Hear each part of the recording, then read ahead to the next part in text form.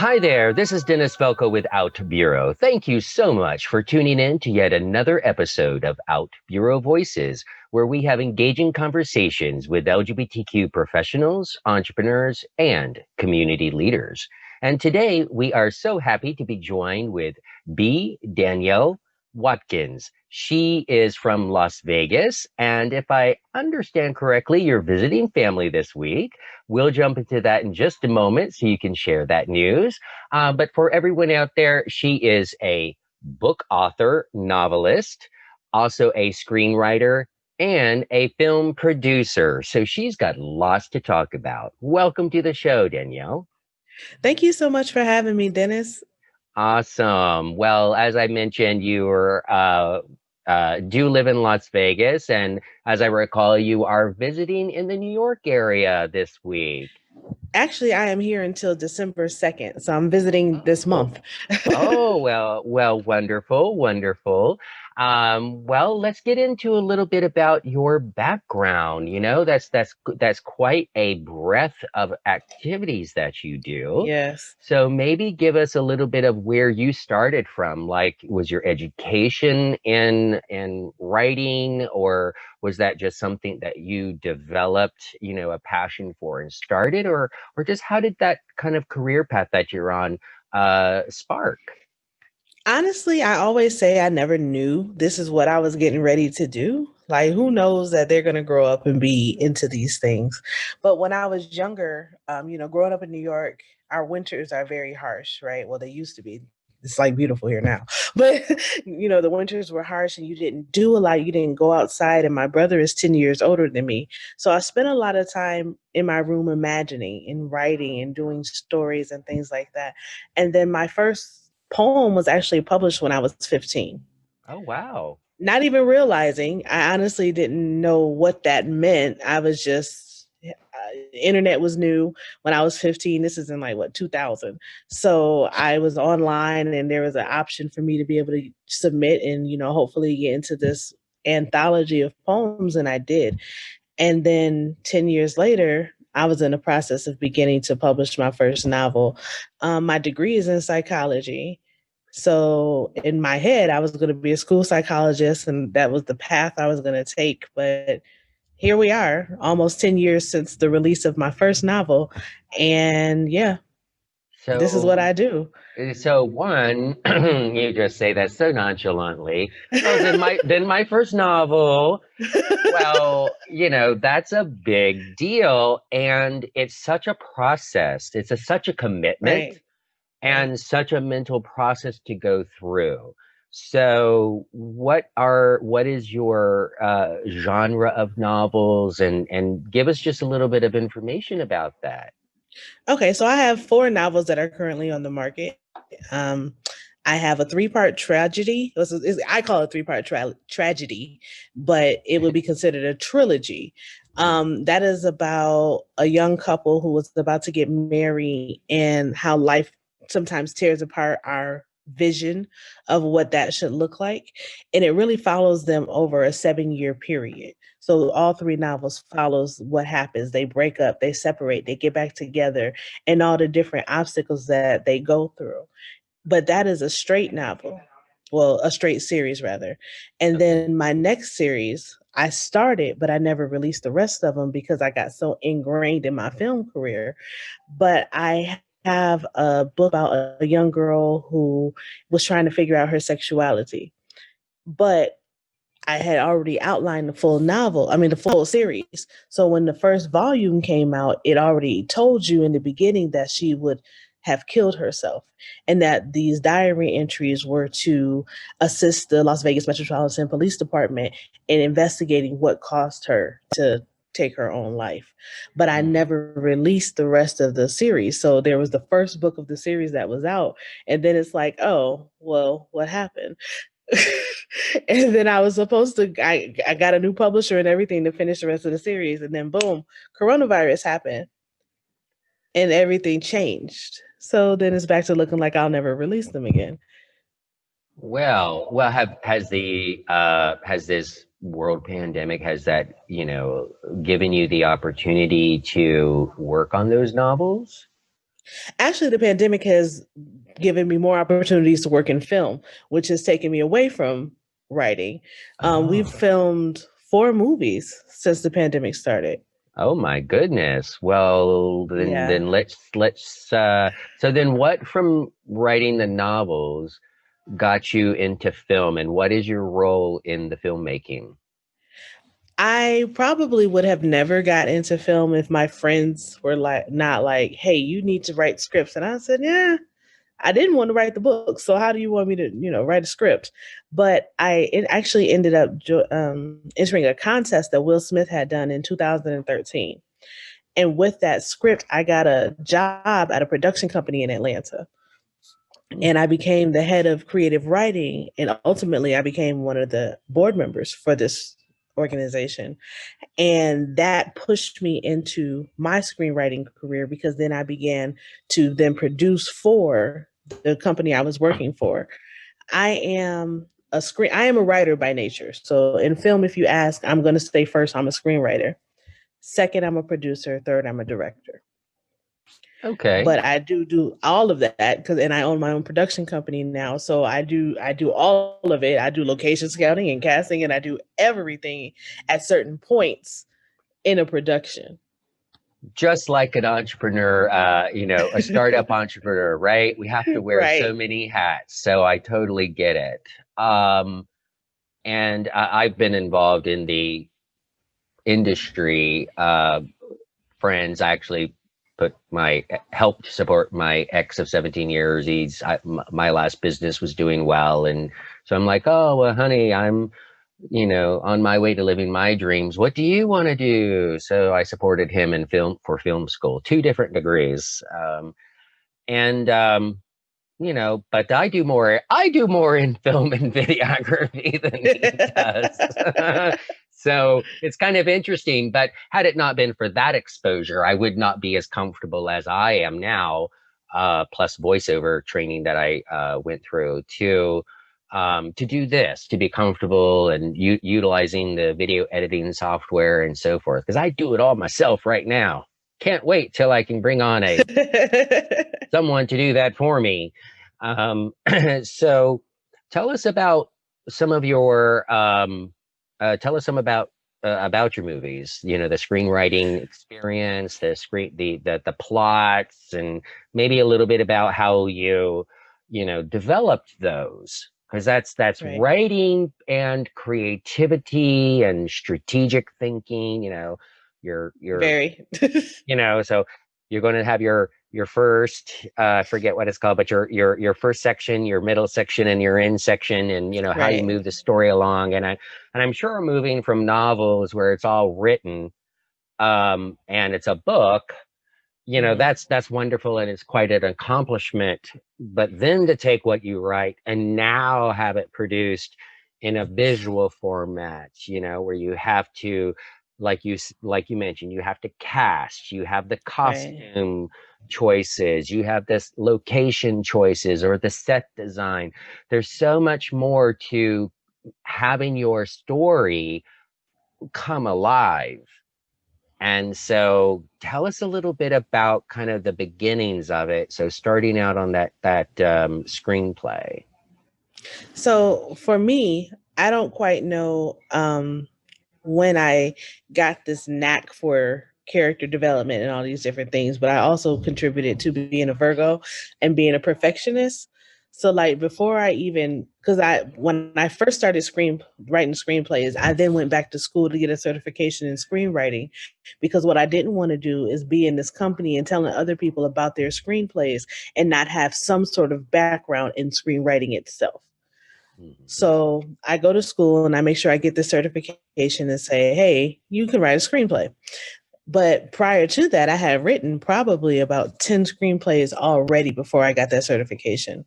So my process is first I need a story. And there are times when stories pop up in my head randomly and I'm like, oh, I got to get that out of my head right now. And I'll have character names and the whole synopsis and I just get it out.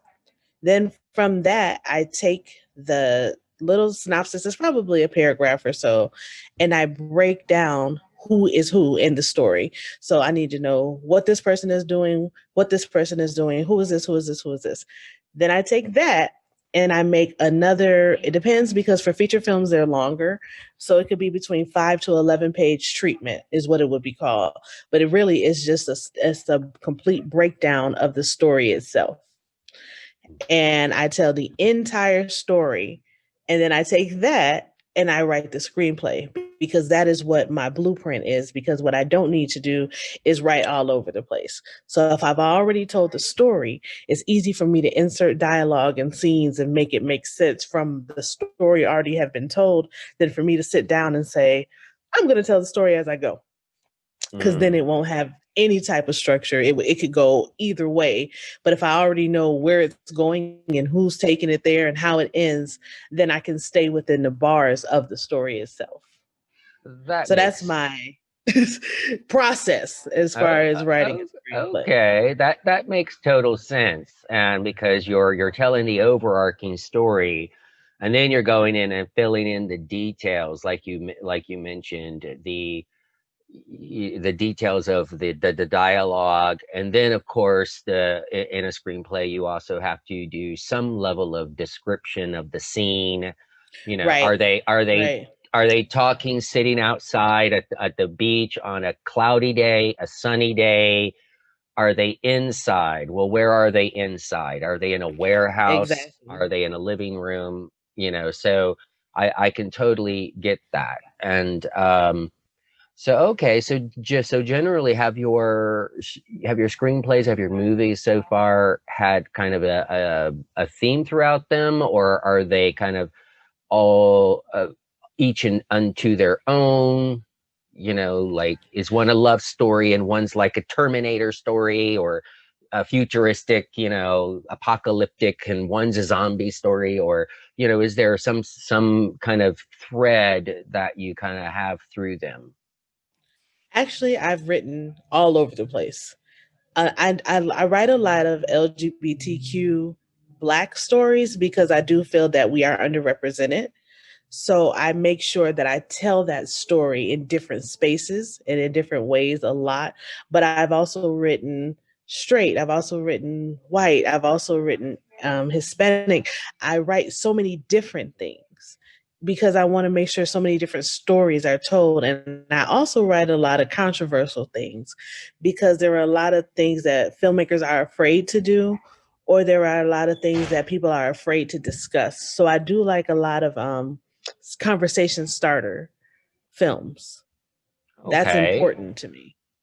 And well, one, it's always great to tell stories that and stories that you're familiar with. It brings a level of authenticity to it. So I it is a heavily dominated, um not it's heavily dominated with not people of color, and mostly male, a lot of males. Right. So Right. one, being African American, being lesbian, being a female, all of those things, I think you would naturally bring a level of different storytelling and different perspective, that yes, obviously needs to be more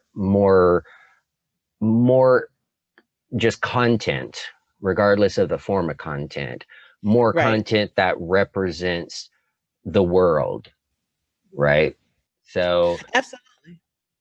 so of course, you just can't tease me. You said you bring up, controversial topics. Well, like what? Well, one of the films we just did over this summer was about a female pedophile who Oh is white, my. who Okay. only targets and murders young Black girls. Oh. So the premise of that was, number one, how often do we, as much as we talk about pedophilia, we never talk about that women do it too. And we Oh. never talk about the fact, in the broader sense that women do it to girls and boys. Hmm. And then we never talk about, well, actually now that life has happened the way it has, we are starting to talk about, how the racism is still heavy in the country and what Hmm. that looks like to a racist person, and how they feel about someone who is less than. So I took Hmm. all of those elements and put them into one story.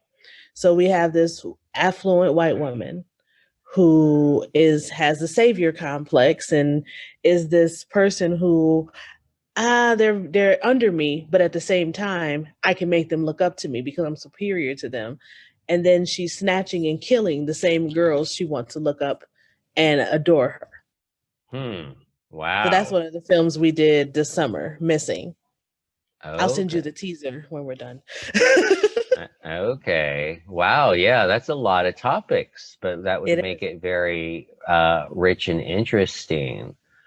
Okay. And so, what are maybe some of the others to give us some examples? Oh, absolutely. I've done a true story that I turned into a film of a young girl whose stepfather was sexually abusing her, and her mother wouldn't do anything about it. And she tried to kill herself at the age of 13. I've done a story about abortion where a girl was promiscuous and got pregnant, and the guy disappeared, and she had to have a botched abortion. I've done films about you know what happens with drugs and prostitution. I've done a film about what is it? It's called Day and Night. Oh, about sex trafficking. Oh, When wow. the, when the sex trafficker is the person who is also recruiting, and they don't know that that's what's happening. So she's teaching how to protect yourself during the day, and at night she's following these girls, snatching them, putting them in the rings. Hmm. Things Wow. like that. I've done we haven't filmed this one yet, but I did just write a short about police brutality and how black men are treated differently. And it's all happening after a young man gets killed for no reason and he has a black father and a white mother. And they don't realize that this white woman is still her child, and how that comes into play with the police officer view. I've done a lot, honestly. Okay. Yeah, you definitely hit on some um, deep topics, but they're all unfortunately relatable. That's the problem. It's unfortunately true. Like they may Yeah. not, the stories themselves may not be based off of true things, but somebody can relate. Well, they are based on the true things. They're just not maybe that you don't personally know someone who has gone in True. that particular situation, but those things have happened or something, similar. Unfortunately, very similar. So wow, really, really cool. Not just fluff pieces here, ladies and gentlemen, and Oh and no. and others, however you identify. So very, very, very interesting. So, so how do people, see your stuff now? I think we talked a little bit that you were on one platform and now kind Right. of in the midst. So if someone were wanting to, and of course, everyone out there, of course, this is a recording. So you might be listening to this in December of 2020, or you might be listening to this at some point, a couple of years from now. So I know things may change, and with that, you will be able to find her on outbureau.com by searching the profiles, just in case things change in the future, as far as where her material is located. But is there any vehicle for people to see your content now, or any near plans? Currently, right now, a lot of my older stuff is on my YouTube. So Okay. if anybody right now, especially with the pandemic, a lot of stuff I released because people were looking and yearning for something to do. And a lot of my work was either restricted or, tied up in something else. So I ensured that a lot of my stuff, like my sitcom from that I originally was on Reverie with 3030, the majority of that is on my YouTube. A lot of my films, the film I just discussed, Don't Tell Nobody, the one about the child and the stepfather, that I just released last week. I just released a horror story that I did in 2017 on YouTube. I have a lot of films just to give people the option to have something to do in the midst of, sometimes we have to lose ourselves in the midst of, the election and the pandemic and all the other things that consume our worlds right now. My Mhm. website will always have information on or links on how to get to my stuff, but we Okay. have my new movie is actually supposed to tour in December, but as we know, the country is slowly starting to shut down again. So hopefully we'll be able to bring the higher spirit to the community, to bring the spirits up from again what's happening in the world and allow the community to have that holiday happy feeling through a story told from our own community. Oh, well, great. Well, yes, so definitely we'll have links, of course, to your website, definitely on your outbureau.com profile. So I link to that versus LinkedIn or other things. So you'll be able to look up Danielle Watkins on the outbureau.com platform.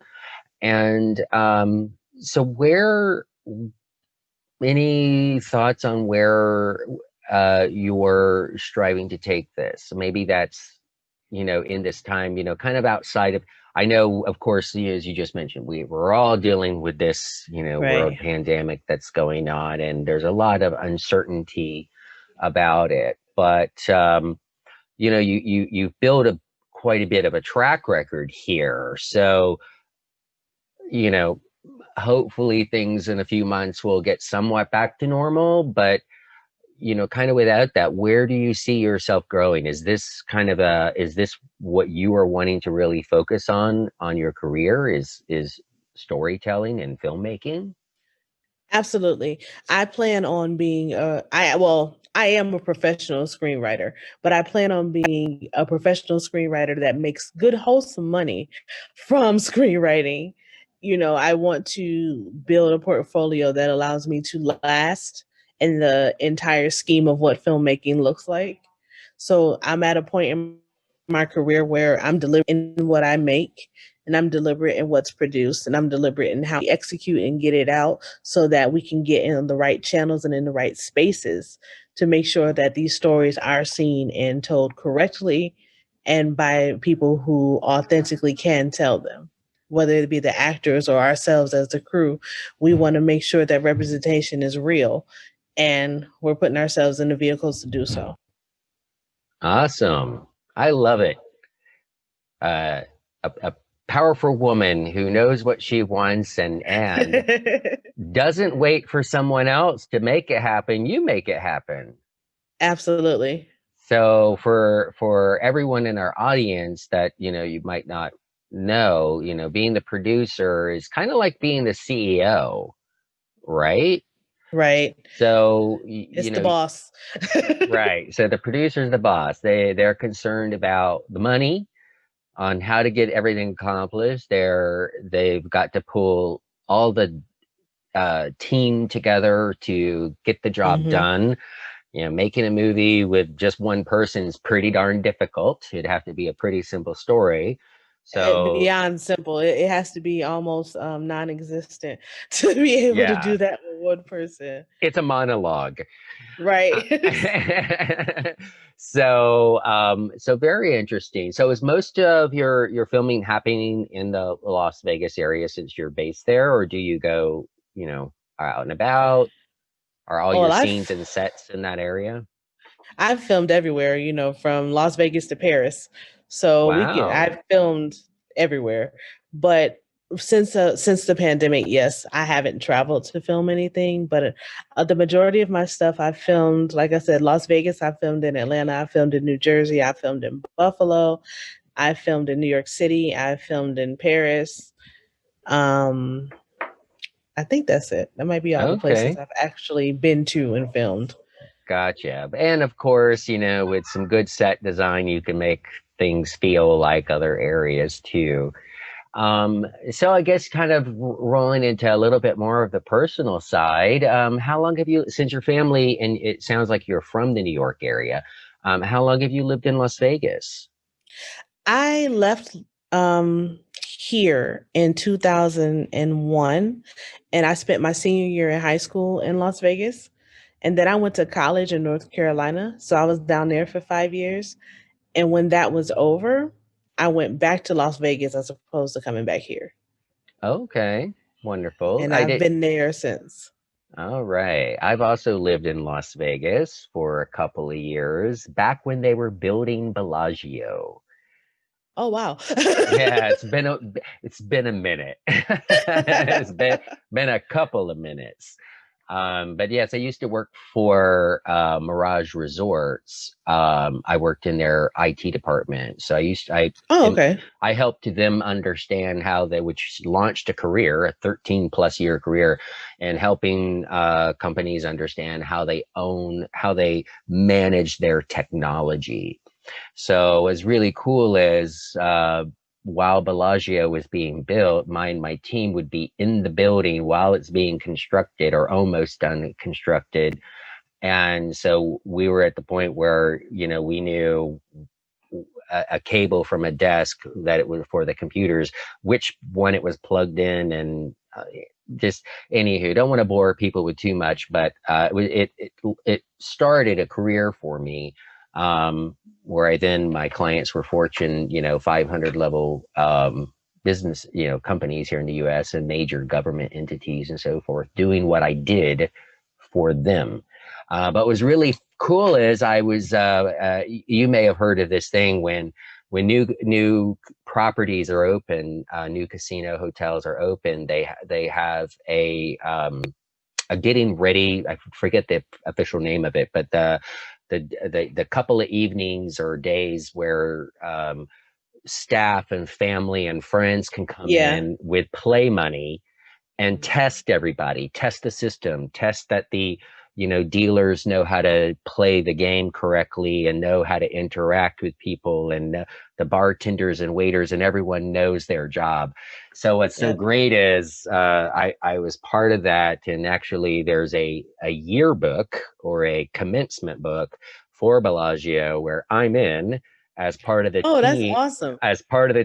who made Bellagio happen. So yeah, it's kind of interesting, and I've not gotten rid of that. I still have it, and I didn't unfortunately keep any of the play money that you got Oh, yeah. to play with that day. They gave you a couple $100 in play, like $500 in play money, which was great. You could take it and you could use it at the restaurants. You could gamble with it and get more. I mean, Right. Oh, that's nice. That yeah, that sounds dope. I know we it just was fun. opened Circa. They just opened that a couple weeks ago, the Circa Hotel. It was the Uh, first ground up hotel and casino resort that they've built in a while. So it wow. was a really big deal. But of course, it's the pandemic. So as much as they wanted to do so much, it had to be so scaled down, and it turned into something that's kind of, wasn't as grand as Las Vegas would make it.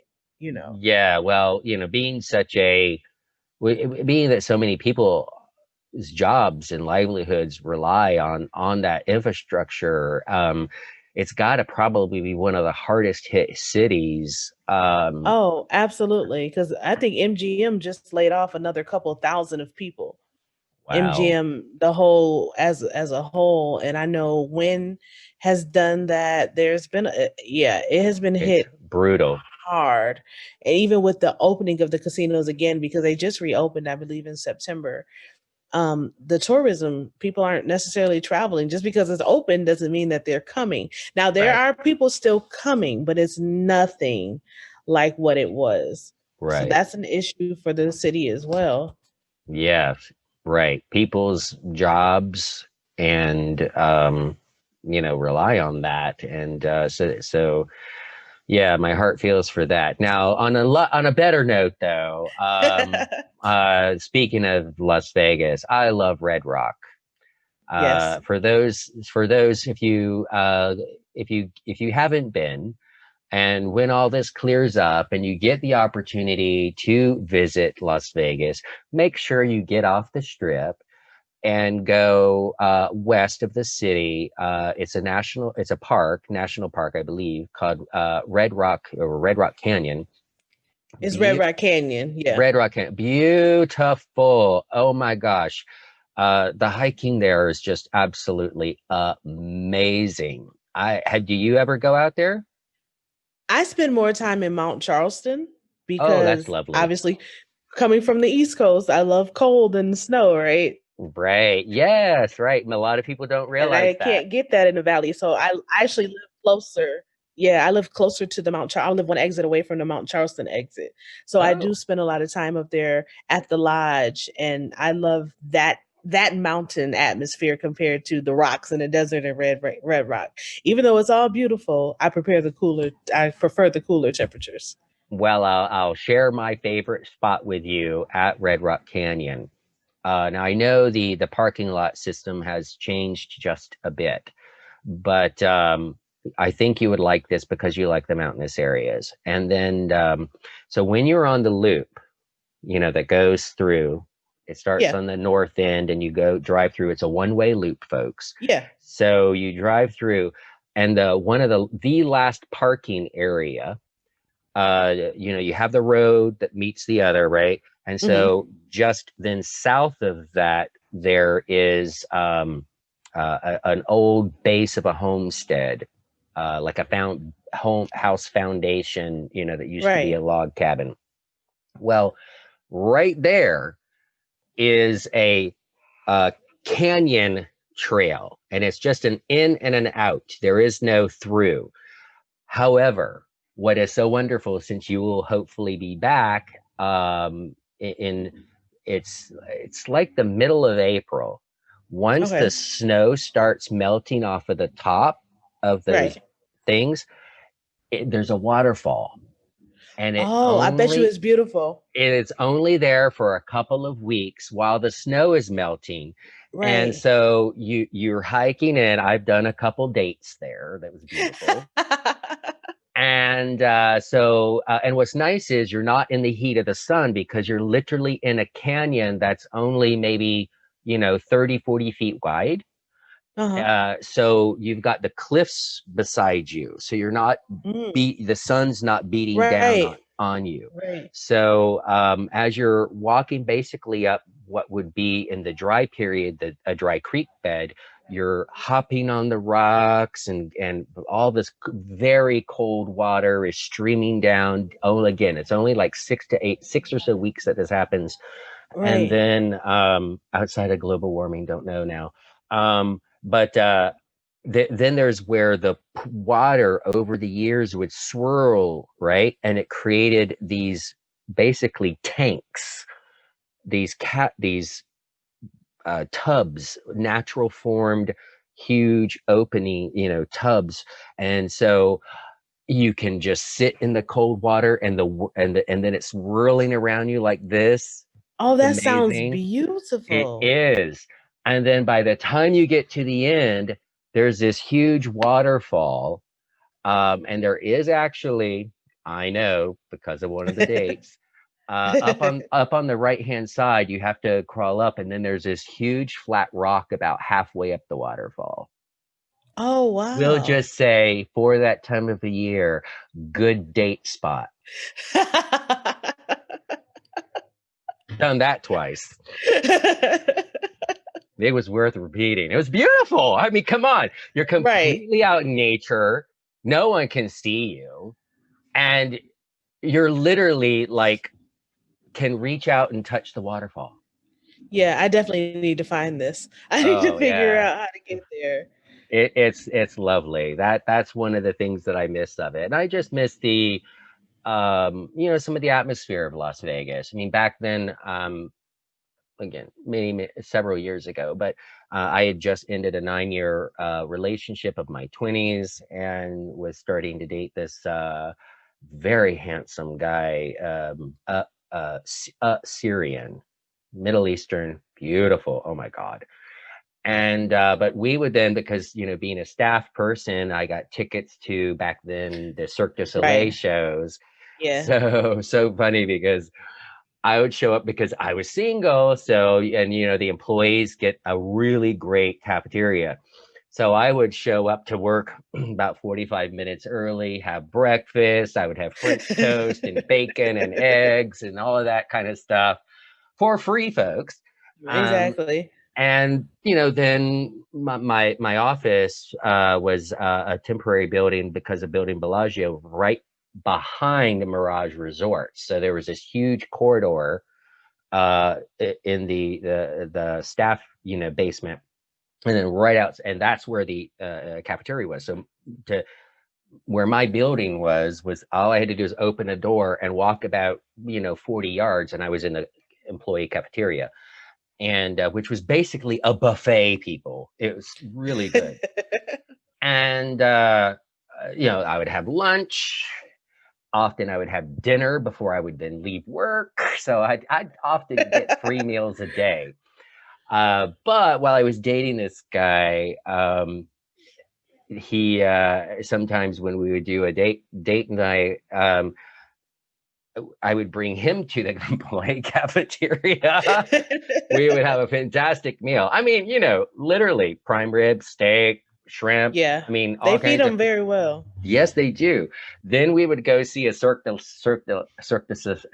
Soleil show at the Treasure Island or one of the other Right. properties, and then go back and have a fantastic, dessert, and then go about our evening. But yeah, that was one of my things. Boy, when I worked at Mirage Resorts when I was single, I had such a low grocery bill because I was eating most of the time in this and eating well. So just one of Right. those little things of back then that was a very great perk, and very much enjoyed it. I really enjoyed working for them. It was an interesting company, an interesting environment as well.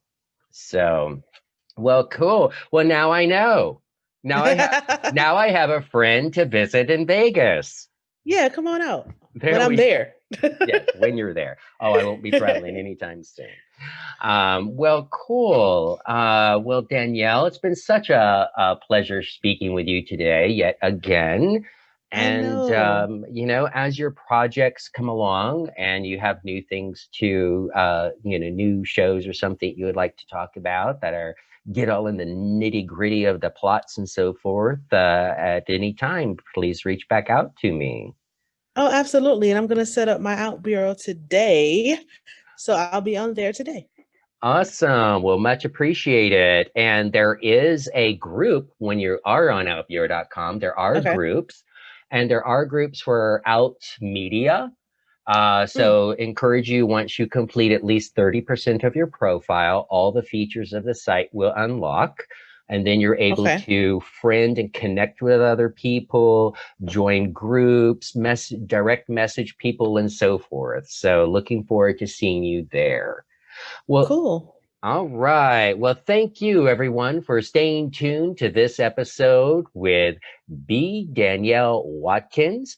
Do check her out here on outbureau.com after you create your profile, and then can search for her and connect with her, and maybe have opportunities business opportunities that you might want to share with her, or maybe pitch her some story ideas. Who knows? Well, thank you again, Danielle. It was such a pleasure. And again, thank you for tuning in and staying with us to the end of this episode. For that, because you must be interested, be sure to hit that subscribe button down below, and be sure to click that bell. What that bell does is when you enter into YouTube, it'll make sure that you are notified of all the episodes. Additionally, we are on over 14 podcasting apps: Stitcher, iHeartRadio, Apple, Google, and about 10 others. And stay tuned for a future announcement. Out Out Bureau Voices is going even broader. Stay tuned. Alrighty. Bye-bye.